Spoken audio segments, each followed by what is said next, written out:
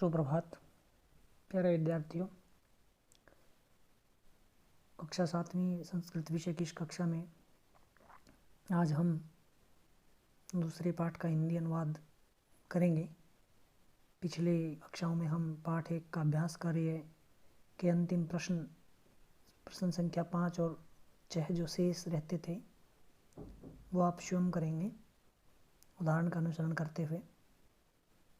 आज की इस कक्षा में हम पाठ 2 की हिंदी व्याख्या हिंदी अनुवाद करेंगे जिसका शीर्षक है अभ्यास एव परमो गुरुः। अभ्यास अर्थात किसी एक ही कार्य को बार बार करने की प्रैक्टिस, उसकी पुनरावृत्ति। तो एव जो है वो अव्यय पद है, परमः का अर्थात है सबसे बड़ा, परम, गुरुः का अर्थ है गुरु अर्थात शिक्षक। कहता है अभ्यास ही सबसे बड़ा गुरु है, अर्थात किसी भी कार्य का अभ्यास करने से आप उस कार्य में निश्चित रूप से सफलता प्राप्त करते हैं। ये उद्देश्य मुख्य रूप से इस पाठ का है, जिसको एक उदाहरण के द्वारा समझाया गया है। एक बहुत ही रुचिकर और उद्देश्यपरक ये एक पाठ है जिसको ध्यान से पढ़ेंगे और इसकी महत्व को समझते हुए अपने जीवन में इसको ग्रहण करेंगे। देखें, कश्चित बालः आसीत्, कश्चित करते कोई, बालः बालक, आसीत् था, कोई बालक था। सः बंगप्रदेशे एकस्मिन् विद्यालये पठति स्म। वह बंगाल प्रदेश में एकस्मिन् विद्यालये एक विद्यालय में पठति स्म पढ़ता था। पिछले चैप्टर में हमने पढ़ा, पिछले पाठ में, कि स्म पद जो है वो जब लट लकार के साथ जुड़ता है तो लंग लकार अर्थात भूतकाल का अर्थ देता है। सह बंग प्रदेशे, बंग प्रदेशे सप्तमी विभक्ति एक वचन, एकस्मिन् एक शब्द पुल्लिंग, सप्तमी विभक्ति एक वचन, विद्यालय सप्तमी विभक्ति एक वचन। ये विद्यालय का विशेषण पद है, इसलिए जो विभक्ति और वचन विद्यालय में है वही विभक्ति और वचन एकस्मिन् में होगा, क्योंकि हमने ये नियम है कि जो विशेष्य में जो विभक्ति और वचन है वही विशेषण में होता है। वह बंगाल प्रदेश में एक विद्यालय में पढ़ता था। सह अतीव जिज्ञासुः आसीत्। वह अतीव, अति जमा इव अर्थात बहुत ही, जिज्ञासुः, जिज्ञासु होता है जानने की इच्छा रखने वाला। वह बहुत ही जानने की इच्छा रखने वाला था। परंतु सह पठने कुशलः न आसीत्। परंतु वह पढ़ने में सप्तमी विभक्ति एक वचन, कुशल का अर्थ है निपुण, वह पढ़ने में कुशल नहीं था। सह यत् पठति तत् विस्मरति स्म। वह यत् का अर्थ है जो पढ़ता है, तत् वह विस्मरति स्म भूल जाता है। विस्मरण का अर्थ है भूल जाना। यहाँ वी जो है उपसर्ग है, स्मृति धातु है, तो विस्मरति स्म अर्थात भूल जाता था। स्म पद जुड़ने से फिर वही लंग लकार का भाव आएगा। वह जो पढ़ता है वही भूल जाता था। सहपाठिनः तस्य उपहासं कुर्वन्ति स्म। सहपाठिनः अर्थात साथ पढ़ने वाले जो उसके साथी थे, तस्य उपहासं कुर्वन्ति स्म उसका उपहास करते थे। तस्य तत् शब्द से षष्ठी विभक्ति एक वचन, उपहासं कुर्वन्ति स्म उपहास करते थे, उसका मजाक उड़ाते थे। सह चिंतयति, वह सोचता है, किम अहम मूर्खः अस्मि, क्या मैं मूर्ख हूँ। अस धातु है, लट लकार उत्तम पुरुष एक वचन, क्योंकि कर्ता अहम जो है वो लट लकार उत्तम पुरुष एक वचन में है। तो उसके मन में आया कि क्या मैं मूर्ख हूँ। किम मम भाग्ये विद्या नास्ति, क्या मम षष्ठी विभक्ति एक वचन, अस्मत् शब्दरूप, क्या मेरे भाग्य सप्तमी विभक्ति एक वचन, क्या मेरे भाग्य में विद्या नहीं है। बच्चों आपसे ये पूछ सकता है कि इसमें कर्ता पद कौन है। अब अस्ति जो है वो लट लकार प्रथम पुरुष एक वचन की क्रिया है और कर्ता जो है हमेशा प्रथमा विभक्ति में होता है। किम प्रश्नवाचक पद है, मम षष्ठी विभक्ति एक वचन, भाग्य सप्तमी विभक्ति एक वचन, विद्या प्रथमा विभक्ति एक वचन, न जो है वो अव्यय पद है, अस्ति धातु है। तो तो अब इसमें एक ही ऐसा पद है जो प्रथमा विभक्ति में, वो है विद्या। तो कर्ता कौन है? विद्या। और क्रिया है अस्ति। क्या मेरे भाग्य में विद्या नहीं है? परंतु अहम तु पठितुम इच्छामि। परंतु मैं तो पढ़ना चाहता हूँ, पढ़ने की इच्छा रखता हूँ। पठितुम का अर्थ है पढ़ने के लिए। तुमुन प्रत्यय है, पठ धातु से जोड़ने से बनेगा पठितुम। परंतु मैं तो पढ़ना चाहता हूँ। यदा तदा किम कर्तव्यम।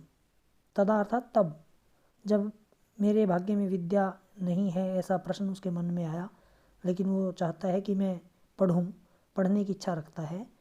फिर वो सोचता है कि तदा किम कर्तव्यम, तब क्या किया जाए, क्या करना चाहिए।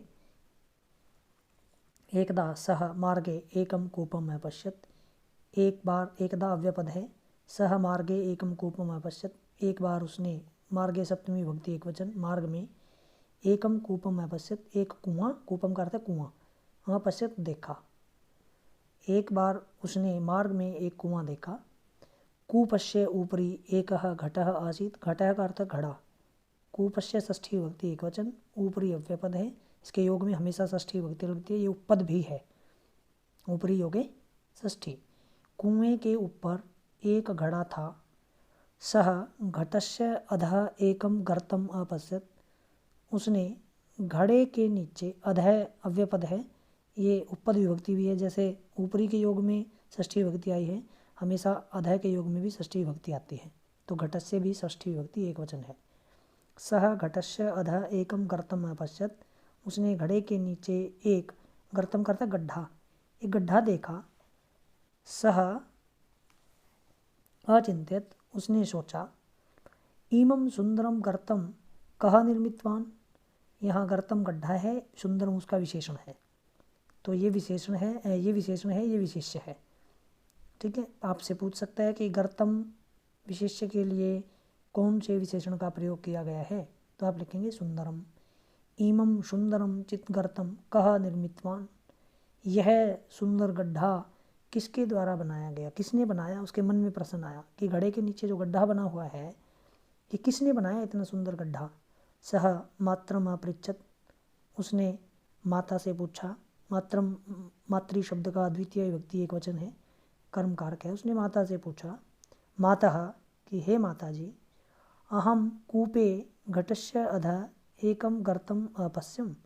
अहम, मैं, कूपे, कुएं पर, घटस्य अधः, घड़े के नीचे, अधः योगे षष्ठी, एकम गर्तम अपश्यम। अपश्यम दृश धातु लंग लकार उत्तम पुरुष एक वचन, क्योंकि अहम कर्ता जो है वो उत्तम पुरुष एक वचन में है। तो मैंने कुएं पर, सप्तमी विभक्ति एक वचन है, अधिकरण कारक है, कुएं पर घड़े के नीचे एक गड्ढा देखा। तम गर्तम कह निर्मितवान। उस गड्ढे को किसने बनाया, ऐसा प्रश्न उसके मन में आया। माता अवदत्, माता ने कहा। पुत्र, हे पुत्र, प्रतिदिनम भूयो भूयः घट स्थापनेन सह गर्तः निर्मितः। प्रतिदिन, हर रोज, भूयो भूयः, भूयो भूयः अर्थात बार बार, घट स्थापनेन, स्थापना अर्थात रखना, घड़ा रखने से, ये तृतीय विभक्ति एक वचन है। प्रतिदिन बार बार घड़ा रखने से सह गर्तः निर्मितः, वह गड्ढा बना है। कि बार बार जब घड़ा वहाँ रखा जाता है तो उस बार बार घड़ा रखने से वहाँ वो गड्ढा बन गया है। सह बालः विचारमग्नः अभवत्। वह बालक विचार मग्न हुआ, उसने विचार किया। सह अचिंत्यत, उसने सोचा। यदि भूयो भूयः घट स्थापनेन पाषाणशिलायां गर्तः अभवत्। कि यदि बार बार घट स्थापनेन, घड़ा रखने से, पाषाणशिलायां, पाषाण का अर्थ है पत्थर, शिला का अर्थ है शिला, टुकड़ा, कि पत्थर के टुकड़े पर गर्तः अभवत्, गड्ढा हो सकता है, गड्ढा हुआ है। तदा किम पुनः पुनः पठनेन मम मतिः तीव्रा न भविष्यति। तो क्या बार बार पढ़ने से मेरी बुद्धि, मति का अर्थ है बुद्धि, तीव्रा विशेषण है, ये स्त्रीलिंग है इसलिए ये भी स्त्रीलिंग है। न भविष्यति, भविष्यति लृट लकार भू धातु प्रथम पुरुष एक वचन, भविष्यत काल की बात करता है। कहता है कि यदि बार बार घड़ा रखने से पाषाणशिलायां पत्थर पर गर्तः अभवत्, गड्ढा हुआ है, तदा तब किम पुनः पुनः पठनेन, तो बार बार पढ़ने से मम मतिः तीव्रा न भविष्यति, क्या मेरी बुद्धि तेज नहीं हो जाएगी। उसके मन में प्रश्न आता है, प्रश्नवाचक चिन्ह है। इति विचार्य है, ऐसा विचार करके सह विद्याभ्यासे संलग्नः अभवत्, वह ऐसा विचार करके, विचार्य में ल्यप प्रत्यय है, वी उपसर्ग है, चर धातु है। ये नियम है, हमने पहले भी पढ़ा है कि अगर धातु से पहले उपसर्ग आए तो उसको भूतकालिक क्रिया बनाने के लिए ल्यप प्रत्यय का प्रयोग किया जाता है और दूसरी अवस्था में त्वा प्रत्यय जुड़ता है। ऐसा विचार करके वह विद्याभ्यास से, यहाँ सप्तमी विभक्ति एक वचन है, विद्याभ्यास में संलग्न अभवत्, लग गया। ये ऐसा विचार करके कि बार बार घड़ा रखने से अगर पत्थर पर निशान पड़ सकता है तो क्या बार बार पढ़ने से मेरी बुद्धि तीव्र नहीं हो सकती। ऐसा विचार करके वो विद्या के अभ्यास में लग गया। सह पुनः पुनः पाठान अपठत, उसने बार बार पाठों को पढ़ा। पुनः पुनः लेखनस्यापि अभ्यासम् अकरोत्, बार बार लिखने का भी अभ्यास किया। ये षष्ठी विभक्ति एक वचन है। अपि अव्यपद है, अर्थ है भी। शनैः शनैः सह बुद्धिमान अभवत्, शनैः शनैः धीरे धीरे अव्यपद है, वह बुद्धिमान हो गया। सह परीक्षायाम सप्तमी विभक्ति एक वचन, आकारांत स्त्रीलिंग पद है, परीक्षा लता की तरह रूप चलेंगे। वह परीक्षा में विशिष्ट स्थान प्राप्तवान, उसने परीक्षा में विशिष्ट स्थान प्राप्त किया। अधुना तस्य सहपाठिनः तस्य उपहासं न कुर्वन्ति, अधुना अब उसके सहपाठी उसका उपहास नहीं करते। अपितु आदरम कुर्वन्ति, इसमें अपितु आदर करते थे। सत्यमेव अस्ति, सत्य ही है। अभ्यासः एव अस्ति परमो गुरु, अर्थात अभ्यास ही सबसे बड़ा गुरु है। जैसा कि हमने पाठ में पढ़ा कि बार बार एक ही कार्य करने से हमें निश्चित रूप से उस कार्य में सफलता मिलती है। इस पाठ की हिंदी व्याख्या आप अपनी उत्तर पुस्तिका में लिख लेंगे। धन्यवाद।